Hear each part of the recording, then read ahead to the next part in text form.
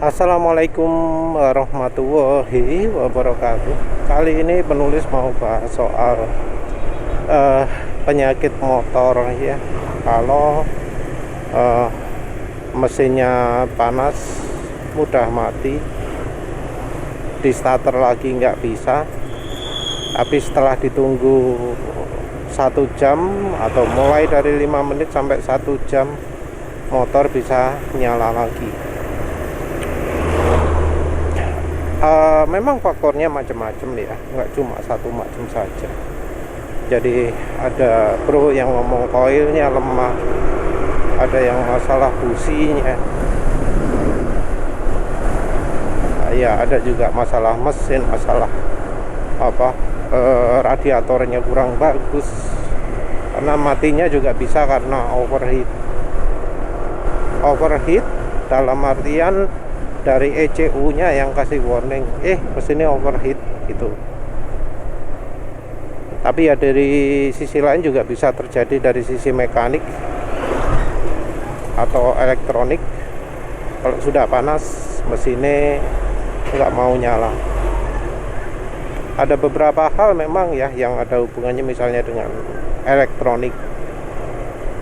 Kalau soal elektronik, bagian komponen panas terus mesin nggak mau nyala, ya bisa karena ECU, tapi itu jarang sekali.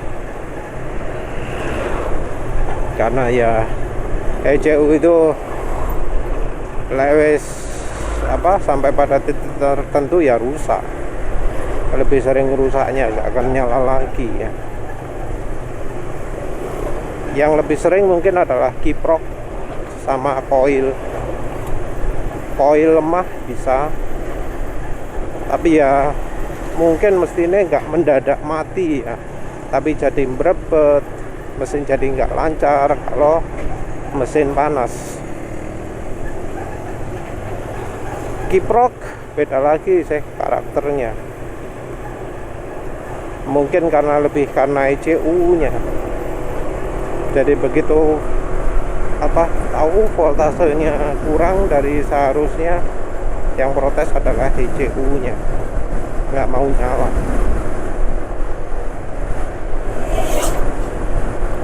Kalau motor zaman dulu ya biasanya juga jarang sekali ada kasus kiprok yang kalau panas nggak mau nyala mesinnya.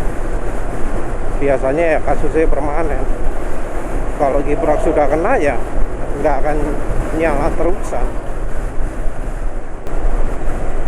Nah, yang ingin penulis bahas kali ini adalah kalau panas terus mesin nggak mau nyala, tapi setelah diem mau nyala lagi. Kadang ya dengan hanya perlakuan sederhana, kadang ya sampai butuh dibongkar dan nggak ditemukan apa-apa. Biasanya masalah tersebut terjadi karena oli. Orang ngomong loss kompresi.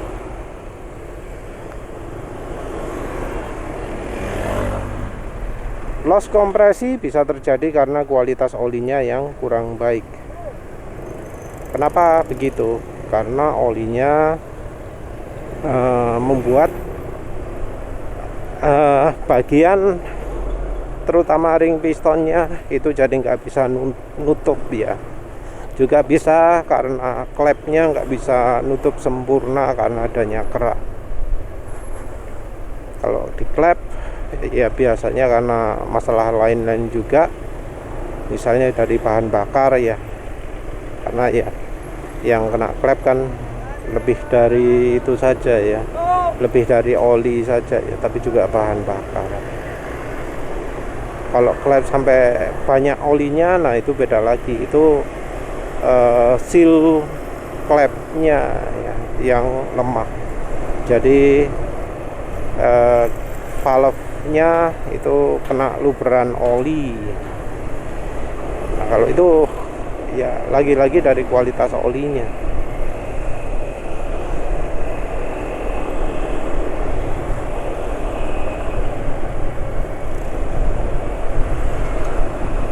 Ya kompresi bocor bisa macam-macam sih ya.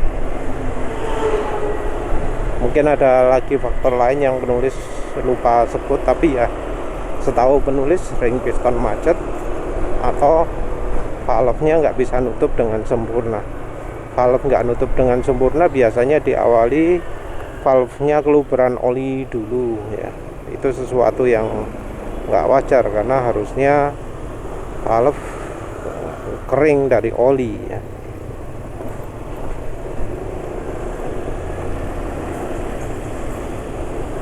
Nah biasanya yang karena valve ini nggak terjadi di kendaraan lama, tapi di kendaraan yang sudah berumur ya antara 50.000 km ke atas gitu ya. Tapi bisa jadi masalahnya juga sama, sumbernya dari oli. Oli itu ya merupakan cairan ya, cairan yang punya sifat macam-macam. Salah satu atau salah dua dari sifat tersebut bisa membuat olinya itu bikin masalah. Contoh, kalau olinya itu bikin seal jadi keras, jadi retak, jadi ketas, jadi makin sempit, makin kisut. Seal kalau sudah kisut, apa yang terjadi? Salah satunya bisa robek. Sayangnya untuk tahu sifat itu kita nggak bisa melakukan eksperimen di meja ya, karena ya kan itu terjadi karena kombinasi panas yang waktu lama. Jadi kita nggak bisa melakukan pengujian 5 menit gitu ya terus menyimpulkan, gak iso ya. Kita cuma bisanya dari kasus per kasus. Uji mungkin yang paling tepat itu ya, misalnya kita pasangkan di 2 kendaraan baru gitu ya, yang satunya oli ini, satunya oli lain. Kita lihat bagaimana efeknya. Mungkin seperti itu ya ujinya ya. 2 kendaraan baru, yang satunya oli ini, yang satunya oli ini gitu. Terus ya habis dibiarkan dipakai ya. Tapi ya makanya juga cukup lama ya. Pakai 30.000 km itu sesuatu yang sangat lama ya. Ini motor ini aja mencapai 48.000 itu kira-kira 3 tahun ya. Pirang tahun ya, lebih dari 3 tahun ya, sanggap aja setahun 12.000 km.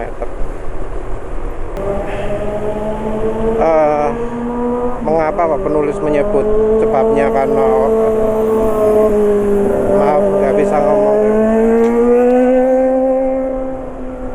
Mengapa penulis nyebut sumbernya karena oli ya? Karena ya penyakit ring piston itu nempel ke pistonnya sehingga tidak bisa ngembang.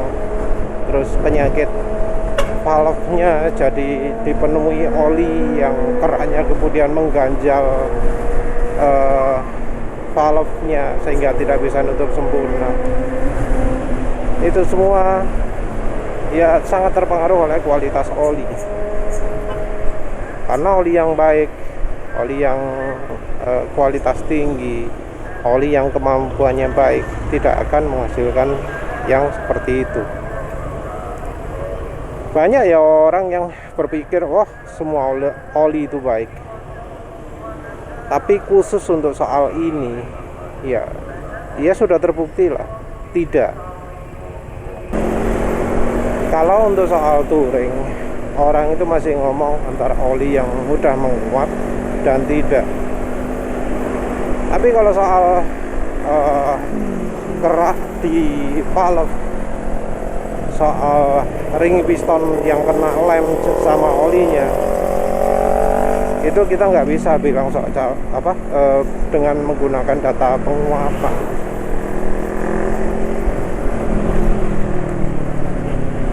Kita juga nggak bisa pakai acuan tulisan di botol olinya. Oh, oli ini tahan panas. Oh, oli ini full sintetik, kemampuannya tinggi, bahannya berkualitas sangat tinggi. Dari pengalaman penulis uji oli, enggak ya, enggak. Dari pengalaman penulis uji oli, banyak oli full sintetik itu yang ternyata tidak bisa memberikan sesuai dengan klaim di botolnya. Dan ini termasuk merek-merek luar negeri ya, nggak cuma merek dalam negeri saja, nggak cuma yang produksi luar negeri, tapi juga yang produksi bukan hanya yang produksi dalam negeri, tapi juga produksi luar negeri juga. Jadi pernah penulis beli oli Kendal. Oli Kendal itu kan nggak ada ya buatan dalam negeri, impor kan pastinya.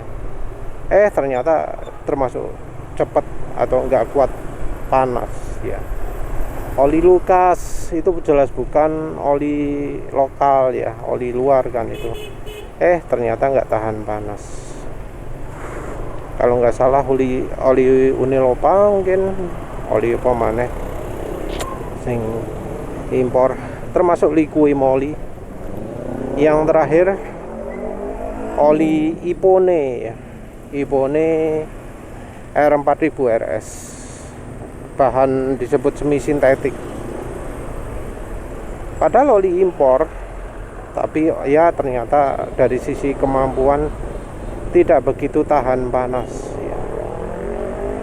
Tahan panas yang bagaimana? Yang penulis maksud adalah daya tahan panas terhadap oksidasi, daya tahan oli terhadap kerusakan oli menjadi hitam. Nah, oli menjadi hitam ini menjadi salah satu kelemahan utama banyak oli full sintetik di Indonesia. Ada merek-merek yang memang nggak bakat dalam uji seperti itu ya. Ada seperti BM1, Eneos, Hidemitsu, terutama merek-merek Jepang itu lemah ya. Juga ya termasuk Castrol, Shell. Kita ngomong yang keluaran sekarang ya, kita nggak ngomong yang oli masa lalunya bagaimana. Karena di masa lalu oli-oli itu oli sip, tapi sekarang kayaknya tidak. Juga ada merek-merek lokal seperti BM1, Sinexo, Bush. Mungkin merasa aneh Sinexo dan Bush kok penulis masukkan juga. Ini karena sifatnya Sinexo dan Bush itu unik ya. Termasuk juga terakhir itu oli Daytona. Jadi oli ini ketika dipanasi tidak begitu lama, dipanasi cuma sebentar, oli ini akan jadi lebih bening. Jadi kesannya seperti pewarnanya itu hilang. Jadi warna coklatnya bisa karena pewarna, warna merahnya bisa karena pewarna, hijaunya pewarna, birunya pewarna. Nah, begitu dipanasi, pewarnanya ini hilang. Olinya jadi lebih bening, betul-betul bening. Tapi ya itu tidak bertahan lama. Kalau kita teruskan uji pemanasannya, maka dalam satu titik bisa langsung mendadak olinya itu jadi gelap, langsung jelek gitu ya. Entah apa yang membuat seperti itu, mungkin ada aditif anti aus atau aditif apalah, tapi itu ya yang terjadi. Nah, menurut penulis terjadinya karena oli sampai jadi lem itu pasti karena olinya sudah rusak. Dan oli sudah rusak itu ya sebenarnya cirinya gampang ya. Oli yang sudah rusak itu pasti awalnya akan jadi hitam terlebih dahulu. Kalau sudah hitam, nah itu ciri kerusakan oli. Mungkin ada oli yang tetap bertahan encer, tetap bertahan jadi cair, nggak jadi nggak jadi lengket-lengket seperti itu, tapi ya tetap itu sudah ciri kerak. Kalau ada campuran juga dari misalnya bahan bakar, terus dari debu, wah semakin parah. Nah, sebenarnya sih nggak masalah ya pakai oli-oli yang cepat hitam tersebut. Sebenarnya nggak masalah ya, oli itu pakai yang full sintetik yang cepat hitam, pakai oli harga mahal tapi cepat hitam, sebenarnya nggak masalah ya.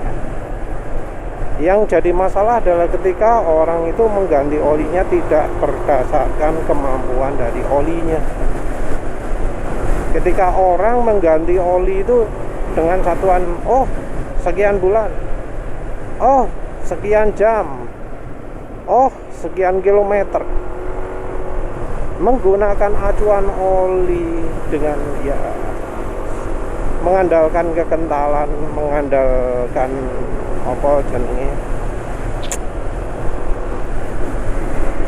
mengganti oli mengandalkan pada sifat kilometernya, sifat berapa lama dipakainya, itu jelas bukan hal yang bagus ya. Karena apa? Karena ya kondisi oli, beda merek oli itu kemampuannya bisa sangat ekstrim. Berdasarkan pengalaman penulis, beda kemampuan oli itu bisa sampai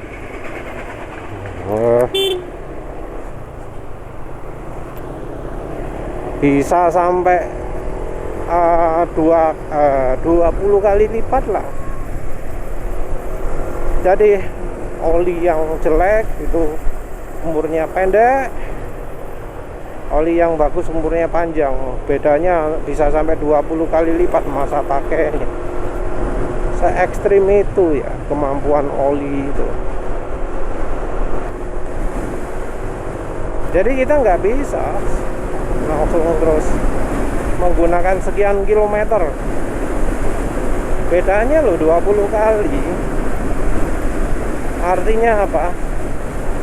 Artinya kalau misal kita pakai oli bagus, ada kemungkinan kita gantinya terlalu cepat.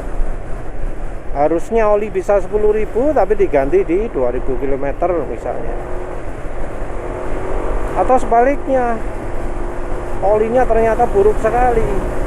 Oli yang harusnya diganti tiap 100 km diganti tiap 2.000 km. Ya jelas bakal bikin masalah lah ya.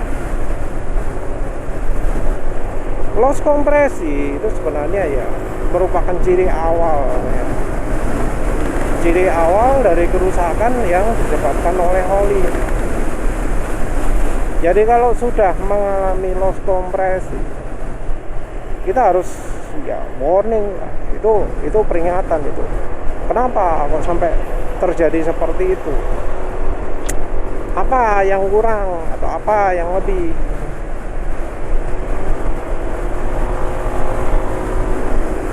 Kalau sampai mesinnya sudah mengalami loss kompresi, langsung sudah periksa apakah memang olinya ini digantinya tepat, apakah merek olinya ini sudah cukup bagus.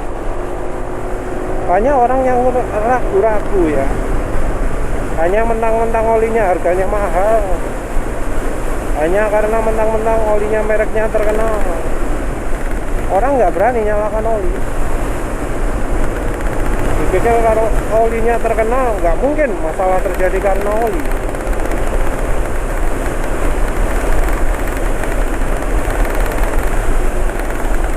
Padahal ya sayangnya bisa ya jawabannya ya.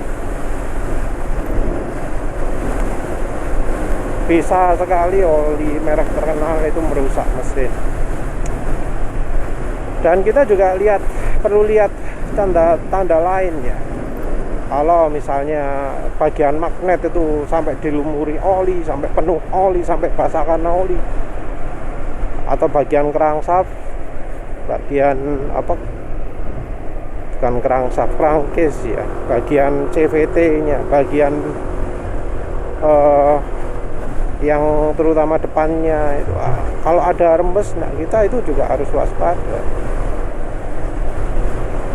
Biasanya sih orang itu sering jadi korban kalau olinya itu yang benar-benar betul-betul parah dalam artian olinya itu cepat hitam, cepat habis juga.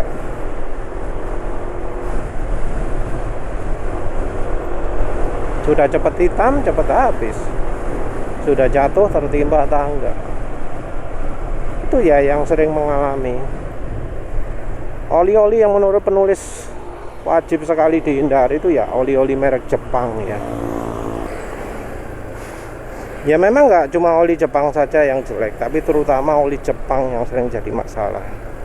Dan sayangnya oli dealer itu sering yang pakai oli Jepang. Jadi buatannya Eneos, buatannya Idemitsu, itu oli-oli yang sering sekali jadi masalah.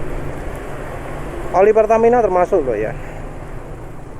Oli Pertamina kayak Enduro itu penyakitan itu ya. Terutama juga untuk mereka-mereka yang sering pakai oli encer di daerah panas seperti ini. Jadi kalau daerahnya panas sekali, termasuk pinggir pantai, suhu ketika pagi hari 30 derajat, siangi piro, itu menurut penulis nggak waktunya, nggak cocok lah pakai oli 10W30. Apalagi motornya silinder aluminium, makin nggak cocok lagi. Lawang rekomendasinya daerah Jepang aja untuk mesin silinder aluminium itu 10W40. Ya kita nggak bisa lah pakai 10W40 juga. Jadi ya penulis rekomendasikan jangan pakai oli full sintetik, jangan pakai oli yang merek Jepang. Repot memang pilihan olinya karena jadi minim sekali. Karena justru oli-oli yang nggak kelihatan bagus itu justru yang sip gitu ya. Banyak oli-oli yang mahalnya itu bukan karena kemampuan olinya bagus, tapi misalnya pemasarannya gencar, sering mengadakan event-event balap, merek-merek kayak BMW, Daytona, jualan apa ya, event, bukan jualan kemampuan olinya.